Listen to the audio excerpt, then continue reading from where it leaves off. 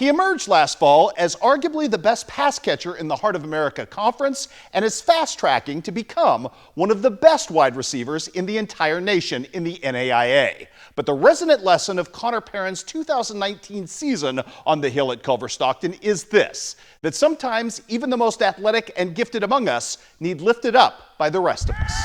Well, I mean, that man's an athlete. I mean, off the field, you'd love to hang out with him. He's just such a great kid.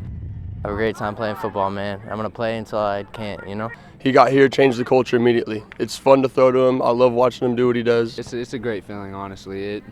It's definitely one of a kind. It's like what you've been waiting for. All these years we've been putting in our hard work and sweat and every camp and all this stuff now. We've grown so much as a team. This positive pivot in pigskin culture at Culver Stockton coincides directly with the arrival there of the Perrine brothers from Florida.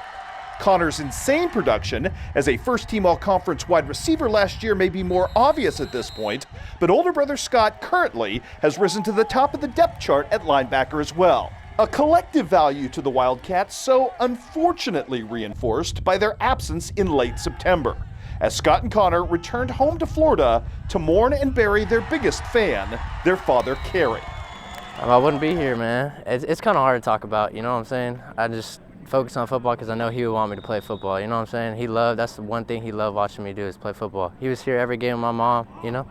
I couldn't imagine going through something like that, especially the time that they went through it, and they came back pretty fast to be a part of everything we were trying to get done, you know? It was a hard time for us as a program and as a family to kind of get through, but you see what kind of kids you have right when something like that happens, where you see 100 kids walking up to their room to make sure that they go up there just to give them a hug. The Perrine brothers' return to Canton now stands to deliver considerable on-field production.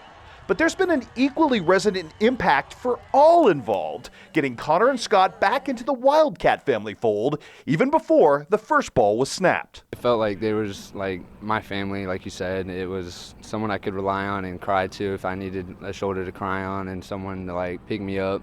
And Coach Sally has really helped me with he's definitely one of my favorite coaches I've ever had, and he's definitely made an impact on me as a person. It's been over a year, but it's still a sore subject, you know, and it means a lot that they would come back and still be here with us, and it means a lot of their mom to let that happen.